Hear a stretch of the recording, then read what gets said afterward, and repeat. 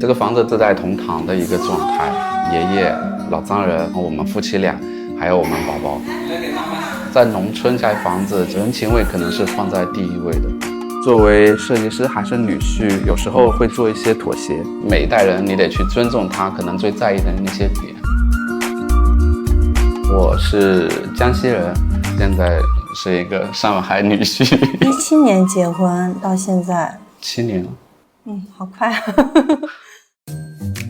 房子是我父亲母亲结婚之前造的，都是亲戚朋友啊自己推着那个小土车，自己一砖一瓦造起来的。在领证前第一次来的时候，给我的第一印象就是真的很老旧，光线基本被挡掉了，很多墙已经开裂了。父亲退休想要回去生活，方便照顾爷爷嘛，所以蛮迫切希望他有一个足够的敞亮的空间，大家能够经常聚在一起。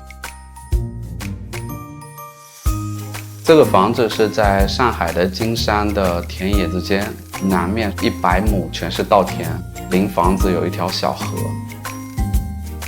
占地面积是120平左右，4楼施工时间大概跨了3个年度，花了200万左右。传统的房子每一层大概3到4个房间，完全封闭。像我们就一层楼基本上就是一个房间。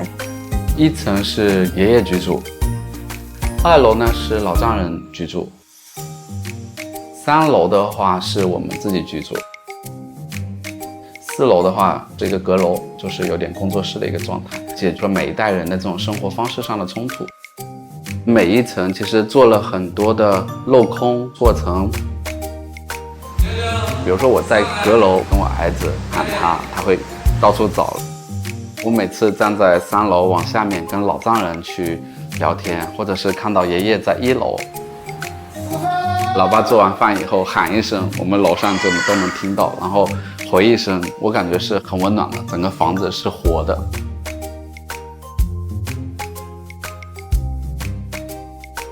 它离左右的邻居都只有1.5米，采光、通风其实都很受限。西北面去做了很大的一个窗，顶上面有预留一个天窗，整个房子有将近30个窗左右。即使未来邻居去盖房子，采光不会有太大问题。我家用了很多实木，通过木头的这种温润去柔化混凝土的这种冷和硬。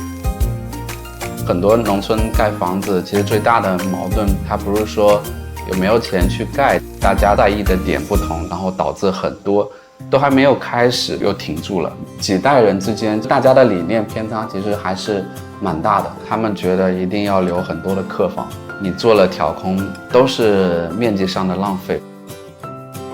中间有考虑说全屋装地暖，整个装中央空调，老人他不会让你去开，那就是浪费。他不是说你花了多少钱，就像爷爷壁挂的空调，他也是开半个小时就关。缓冲的一个解决方案是预留了很多可以壁挂的空调。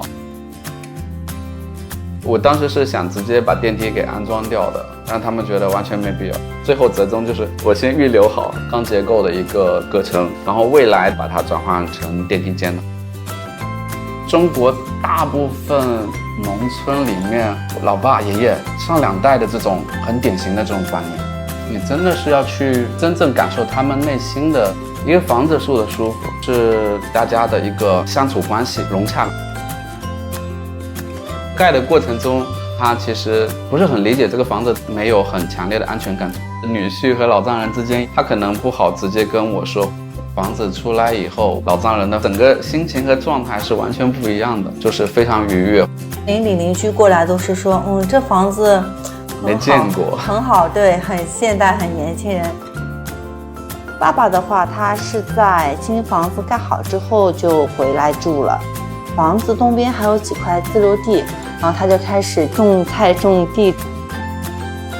爷爷下午的时候天不太热，他就在门口屋檐下坐着吹吹风发发呆。因为之前我没有自己的房间，住的比较破烂吧，最近基本上每周都回来。我们到养老阶段，我肯定会回来住。